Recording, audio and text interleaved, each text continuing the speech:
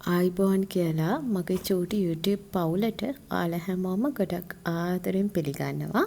ඉතින් මං හිතුවා චූටි බබාලා දෙන්නම නර්සරි දාලා මට නිදහසේ ඉන්න පැය දෙකමාරක් විතර තියෙනවා.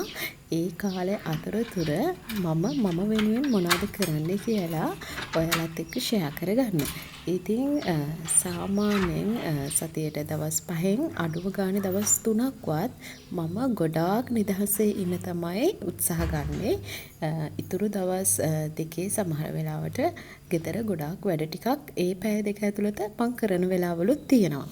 ඉතින් අද මං වීඩියෝ එකකින් ගේන්නේ නිදහසේ ගත කරපු එක දවසක් මොනවද මම කරන්නේ කියලා ඔයාලට බලා ගන්න පුළුවන්. මම සාමාන්‍යයෙන් උදේ 8යි කාල විතර වෙද්දී චූටි දෙන්නම නර්සරියට ගිහින් බස්සලා එනවා. දැන් නම් වෙලාව උදේ 8:25යි. හරිම නිශ්ශබ්දයි. මොකද චූටි දෙන්න හිටියා නම් ඉතින් හරියට දඟලනවා, සද්ද කරනවා. ඉතින් කිසිම සද්දයක් නැහැ මේ වෙලාවේ.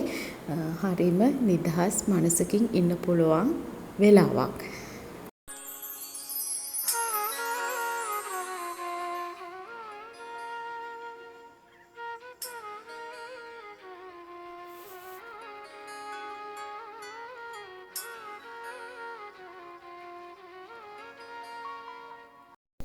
ඊයේ හවස මම අම්මලා ගෙදර ගියා.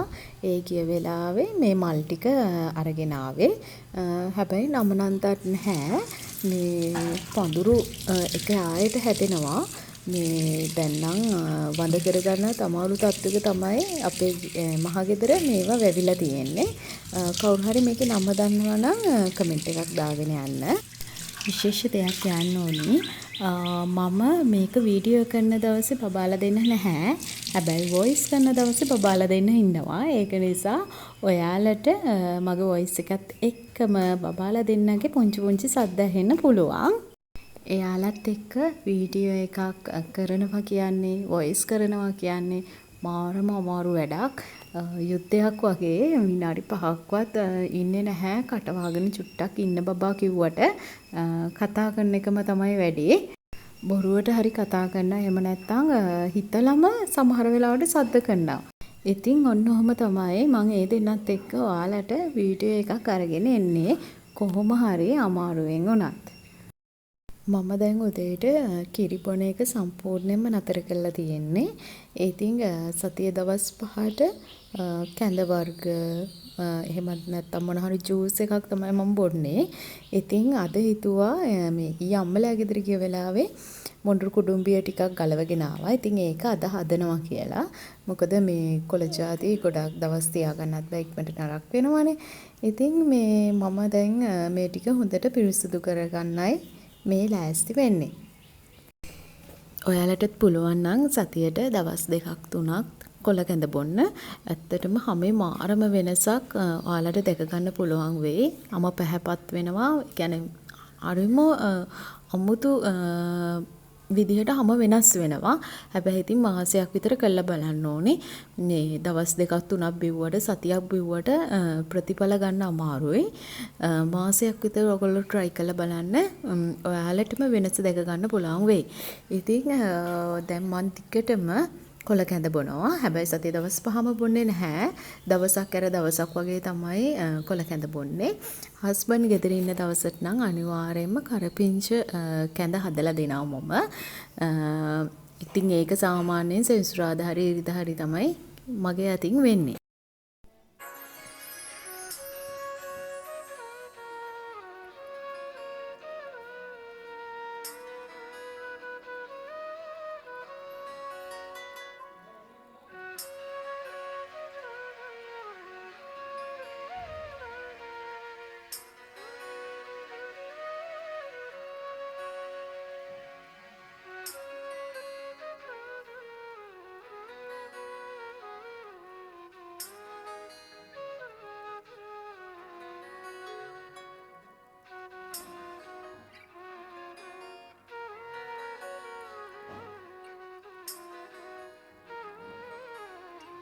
මම මේ විදිහට කොළ ටික 5-6 පාරක් මං හිතන්නේ හොදගත්තා. මං කොළ නම් අනිවාර්යයෙන්ම අනේ මන්ද කී පාරක් හොදනවද කියලා හිතට හරියනකම්ම කොළ ටික හොදනවා. සමහර වෙලාවට කොළ පොඩිත් වෙනවා. ඉතින් අනිත් එක තමයි සාමාන්‍යයෙන් මගේ පුරුද්දක් විදිහට මම කොළවලට නම් අනිවාර්යයෙන්ම ලුණු කුඩු ටිකක් ඉහලා විනාඩි 5ක් 10ක් විතර කොළ ටික ලුණු වතුරේ තියලා තියෙනවා.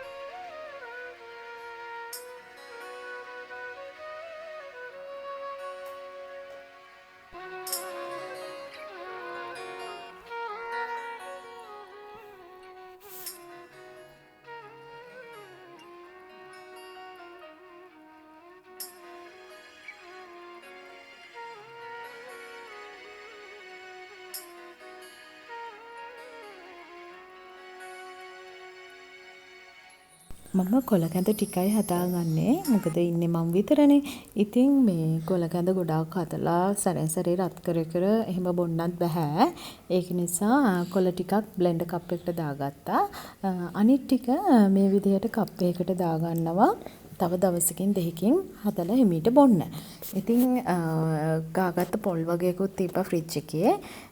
පොල් ටිකක් මේ කොළ එකට එකතු කළාම තමයි මම කප් එකට දාලා ෆ්‍රිජ් එකට දාගන්නේ. එතකොට අනිත් දවසේ කොළ කැඳ හදන්න වෙලාවක් යන්නේ නැහැ. විනාඩි 5න් 10න් වැඩේ ඉවරයි. අද නම් මට පැය භාගයක් විතර ගියා. මොකද කොළ සුද්ධ කරන්න තිබ්බ නිසා.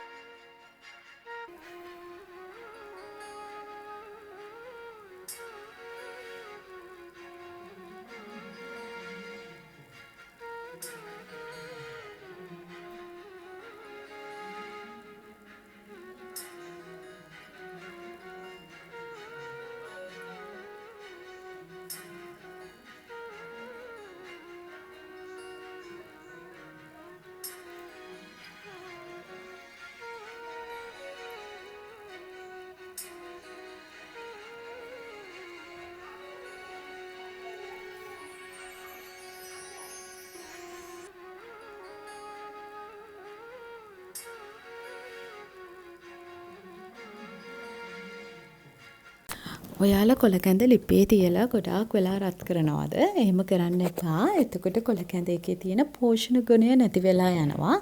සාමාන්‍යයෙන් ලිපේ තියලා විනාඩියක් වගේ යනකොට හොඳට දුම් දානකොට ලිප ඔෆ් කරගන්න. ඔය කඩේ තියෙන කොළ කැඳ බලන්න ටිකක් අඳුරු පාටට හුරු තද කොළ පාටක් තියෙනවා. ඒ කියන්නේ ගොඩාක් වෙලා ලිපේ තියපු ඒවා. ඉතින් ගෙදර හදනවා නම් මේ බලන්න ලස්සන කලර් එකකට ලස්සන කොළ පාටක් එන්න අපිට ලිපෙන් බා ගන්න පුළුවන්.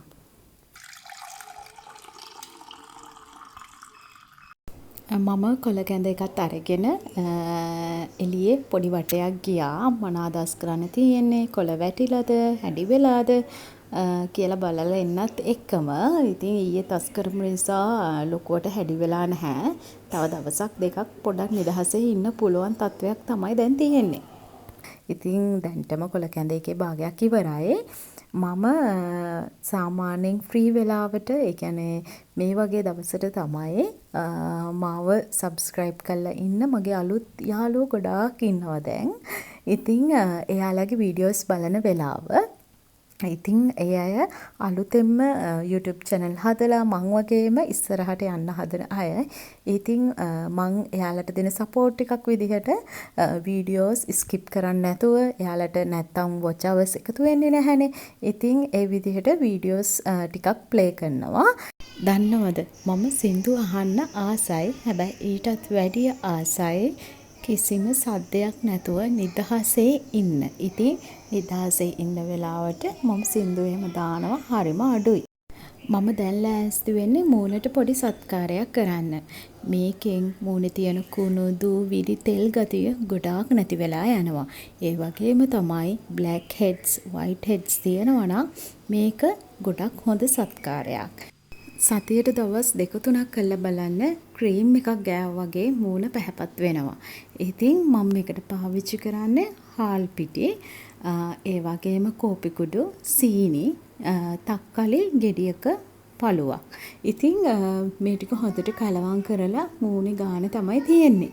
ඉතින් ගොඩාක් අය දරුවෝ ලැබුණට පස්සේ ජීවිතේ අතාරින තැන් එමටයි. තමන් ගැන බලන්නේ නැහැ, තමන් ගැන හිතන්නේ නැහැ, තමන් ලස්සනට ඉන්න ඕනි කියලා එයාලට දැනෙන්නේ නැහැ. එහෙම කරන්න එපා. දරුවෝ ලැබුණාමත් ලස්සනට ඔයා ඉන්න ඕනි අනිවාර්යයෙන්ම. එතකොට තමයි දරුවන්ට ස්වාමි පුරුෂයාට ආඩම්බරයක් ගෙනත් දෙන්න පුළුවන් වෙන්නේ. අවුරුදු 30න් පස්සේ විශේෂයෙන්ම දරුවෙක් ඉන්නවා නම් අපිව වයසට යන වේගය ගොඩක් වැඩි. මොකද අපිට ස්ට්‍රෙස් එක එනවා, අපි දරුවෝ ගැන හිතනවා, පවුල ගැන හිතනවා. ඉතින් ඒ ප්‍රශ්නත් එක්ක අනිවාර්යයෙන්ම බිරිඳක් වයසට යනවා. ඉතින් අර ගොඩාක් වෙලාවට හස්බන්ඩ් වයිෆ් එකට තිබ්බහම හස්බන්ඩ්ට වැඩිය වයිෆ් වයස පාට පේන්නේ අන්න ඒක නිසා. අපිට වයස යන එක නතර කරන්න බෑ. හැබැයි අපිට ඕනි අපේ ඇඟට ඕනි විටමින්ස් ටික හරියට අරගෙන සමබර ආහාර වේලක් අරගෙන තරබාරු කමින් ටිකක් අපිට අපේ ශරීරය උසට සරිලන බර මේන්ටේන් කරගෙන ගියොත් අපිට ටිකක් තරුණ බවට ඉන්න පුළුවන් හැකියාව තියෙනවා. ඉතින් ගෙදර දරුවන්ගේ ස්වාමි පුරුෂයාගේ වැඩ එක්ක ගොඩක් අයට මේ දේවල් අතාරිනව නෙවෙයි මම හිතන්නේ මග ඇරෙනවා කියලා. ඉතින් එහෙම කරගන්න එපා. අනිවාර්යයෙන්ම ඔයා වෙනුවෙන් කාලයක් වෙන් කරගත යුතුයි. ඉතින් මම ඉස්සරහට බලාපොරොත්තු වෙනවා අවුරුදු 30 පැනපු අයට පාවිච්චි කරන්න හොඳ විටමින්ස් මොනවාද, පාවිච්චි කරන්න ඕනි මොනවාද, ඒ කියන්නේ ඩොක්ටර් කෙනෙක්ගේ අනුමැතිය ඇතිව තමයි ඔයාලා හැමදේම කරන්න ඕනේ.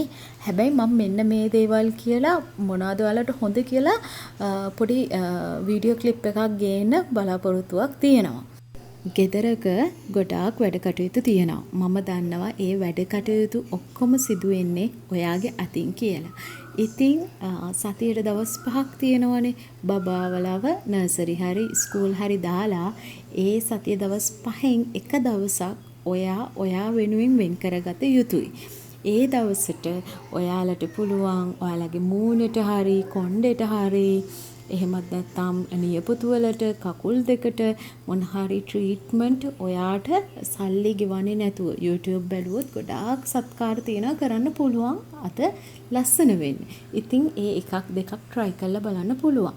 එතකොට ඔයාටම දැනෙයි ඔයාගේ වෙනසක් තියෙනවා කියලා. හැබැයි ඒ නිදහස, ඒ සතුට හොයාගන්න ඕනි ඔයාමයි. තමයි ලස්සන වෙන්න කරන දේවල් මගේ පොඩ්ඩ දෙන්න ඉන්න වෙලාවට මම කරන්නේ නැහැ. මොකද එතකොට ඒ දෙන්නටත් ඕනි වෙනවා මේ දේවල් කරන්න. ඒව සමහර විට තාම ඒගොල්ලන්ගේ හැම සිනදුයි චූටි අයගේ. ඉතින් ඒක නිසා එයාලට මේව ගැලපෙන්නෙත් නැහැ. ඒ දෙන්න ඉද්දි කරනකොට මට බේරෙන්න බෑ ඒ දෙන්නටත් මේ දේවල් කරන්න කියලා. මගේ බරත් දැන් ගොඩාක් වැඩි වෙලා මම ජිම් යන්නේ නැහැ.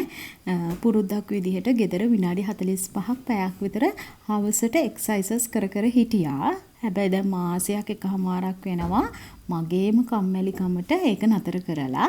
ඉතින් දැන් කොහොම හරි ආයෙමත් ඒක පටන් ගන්න ඕනේ ඉක්මනටම. නැත්තම් තවත් මහත් වෙන පාටක් තමයි තියෙන්නේ. මම හිමීට ඉන්න ගමන් මට විනාඩි 20ක් විතර නිින්දත් ගියා.